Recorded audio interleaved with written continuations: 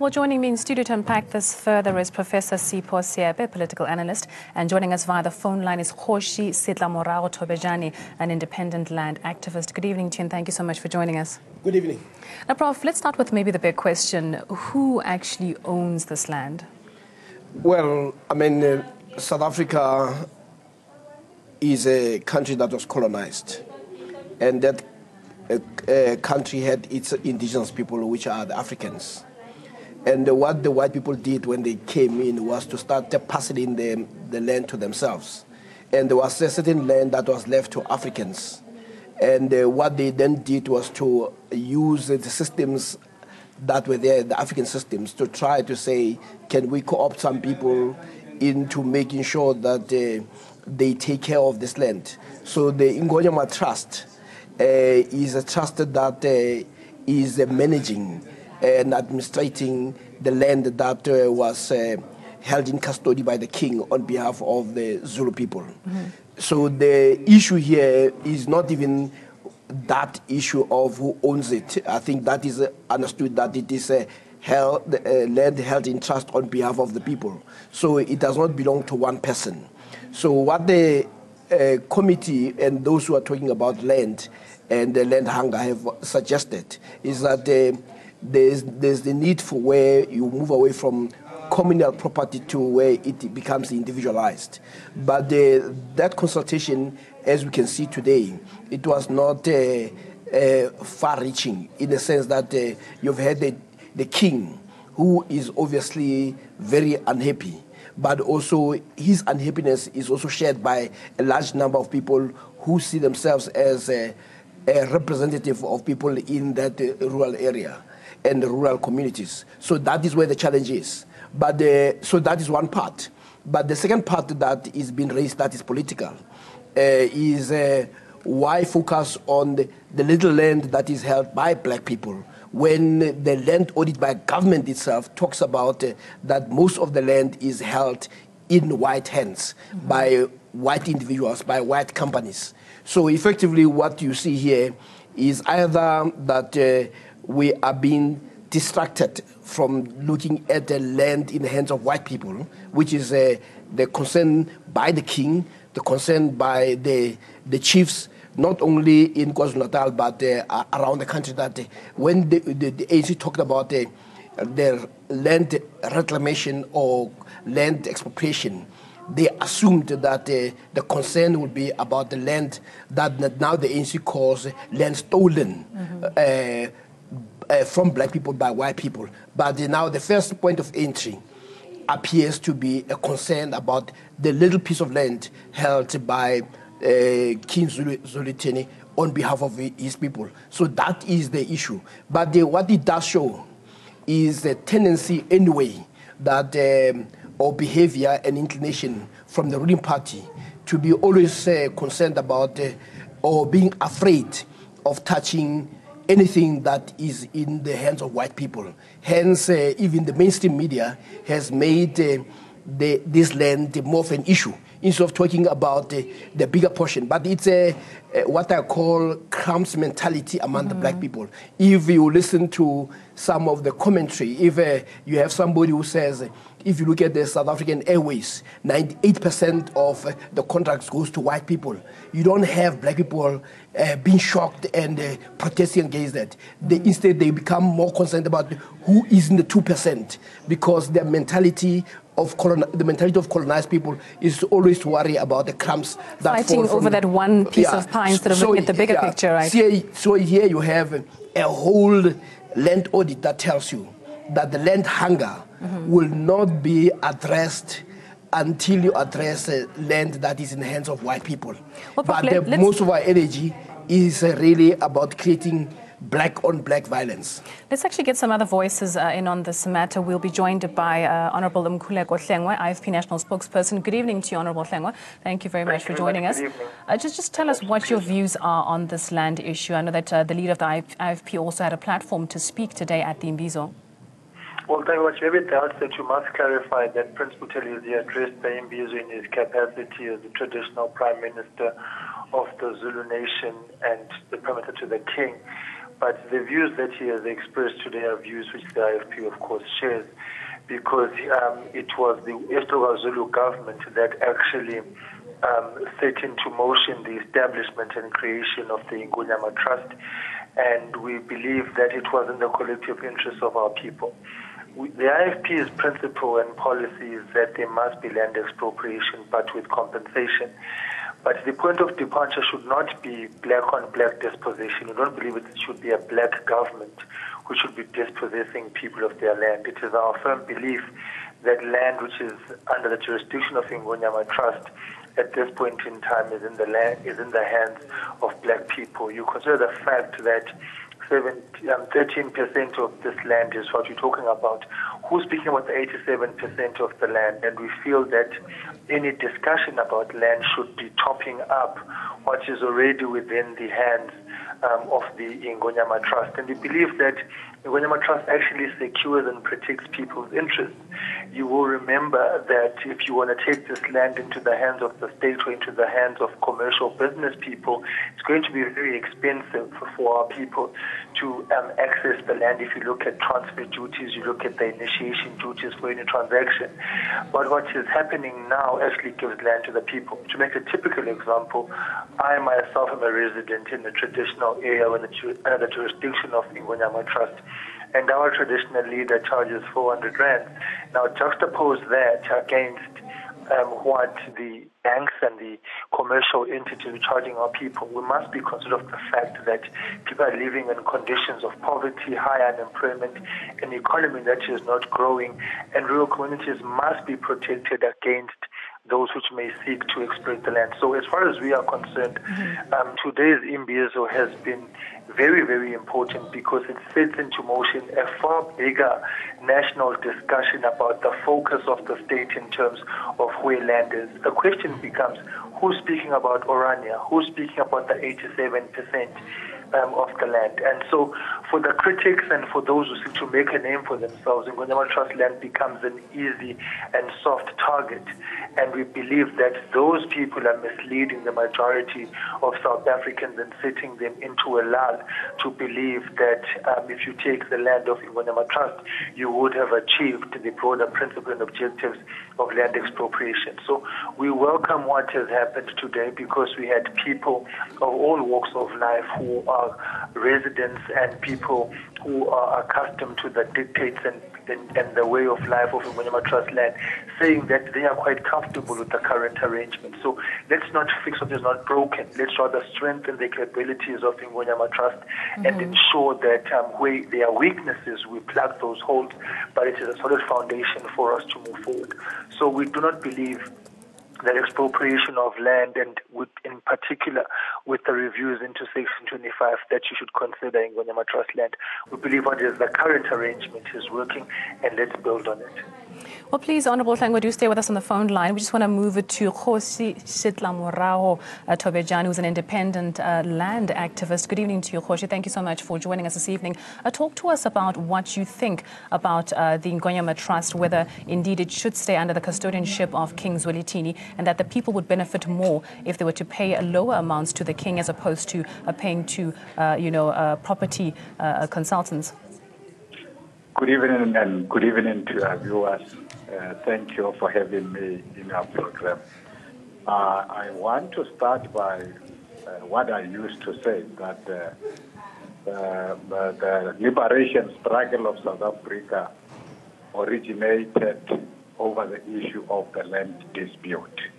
The dispossession of land resulted in the formation of and organizing all African communities to come together in order to liberate themselves. We were of the view that when the African National Congress government took over, on its agenda high, it will be the issue of the land to say the starting point is the land belongs to communities that were deprived by the colonizers and then subsequently by apartheid. Therefore, all we need to do is to take the land back to them through their own governance, which is the institution of traditional leadership. Now, today we are speaking another language where we thought request for amendment of Section 25 of the Constitution of the Republic of South Africa was basically to say we are unable to unlock the land that has been taken away from our people by the system of yesterday. But in turn, will turn and come back to us to say we want to redistribute the land, the little land that are in the hands of our communities through the traditional leaders. I think that is a wrong philosophy. It might end up, defocusing the whole debate out of what was supposed to have been happening. Because for now to sit and start talking about taking the land that is under the Ngwenyama, whom is a representative of the people of KwaZulu, today to say we want to take this land and forcefully take it back to the hands of government. It is a continuation and perpetuation of continuing to say our people are minor in their own right. We would want us to say yes, we need to review the land policies. When you review the land policies, much should have been saying all we need to do to start with is to say where traditional communities and their people are residing. It is the starting point for this government to issue title deeds and give to them. Thereafter, we would then say, what else can we do to redistribute, equitably amongst our people? But instead, look at where we are. We are causing division amongst ourselves. We are not going to be united, basically because for anyone who would continue on the agenda of the colonizers and the apartheid will never see the support of the African majority. Well, Khoshi, let me just bring the discussion back to studio. We have another guest here with us from the Landless People Organization of South Africa, Ms. Nomawethu Dyasi. Good evening and welcome to you. What is your thought as Laposa on this matter? Good evening, ma'am, and the viewers. My view and my point is, why should we go for negotiations? Who negotiated with us when the land was taken from us? And, I'm coming from a place where we are living as squatters for the past 20 years. It's not proclaimed. And things like those, even those who have RDPs, they still don't own the land. If you don't have that title, that will tell you that you own up to so far in that land, down the surface. So, my main question would be, who negotiated with us when the land was taken away from us? Why should we negotiate with people now? Mm-hmm. Why? I feel like we are still living under the oppression. I feel like we are still living under the same conditions that we were living in during the apartheid eras. It's just a matter of they doing things in a way that you wouldn't think that it is the same way. But to me, it is the very same way. To me, it is the very same way. How can you take away something that belongs to somebody?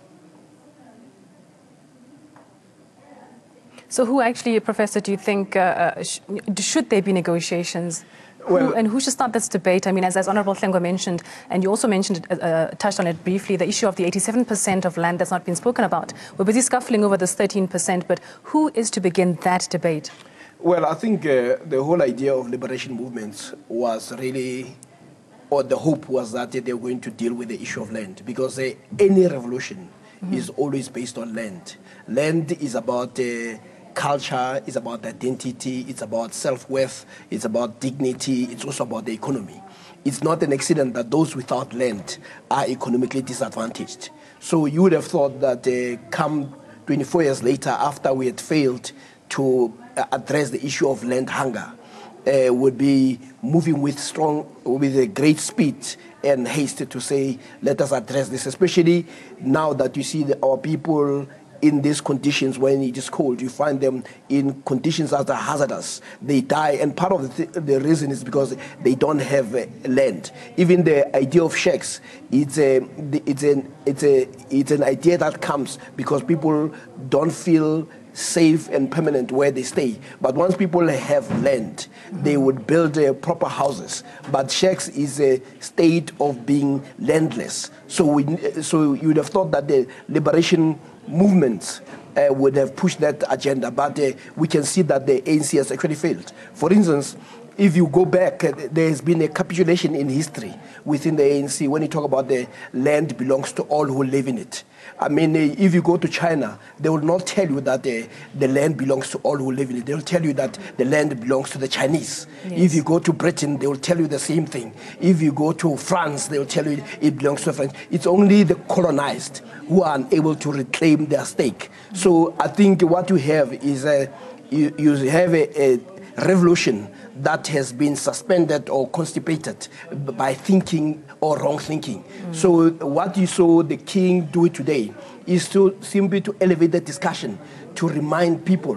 But as we also I said earlier, that part of this focus is also deliberate. It's a distraction that has always happened. First, it's a distraction so that we don't talk about the large percentage that is almost 80% that is largely in white hands. That's number one. Secondly, is to ignite what may be black on black fighting and conflict. So we are, until such time that we move from the camps mentality, we are going to be bogged down on this. But this is a side issue. And of course, it does not mean that there are no problems within the communal land held by the chiefs. But those are in-house problems that Africans will have to sort themselves out. And but it can actually be dealt with by the people who are living on those lands. We are beginning to actually run out of time, Professor. Let me just go to Honorable Hlengwa. You mentioned that the Ngonyama Trust should be strengthened. In what ways can it be strengthened? One would imagine that in one way or the other, the commission headed by former President Motlanthe may have found some weaknesses. What those are, we believe they are exaggerated.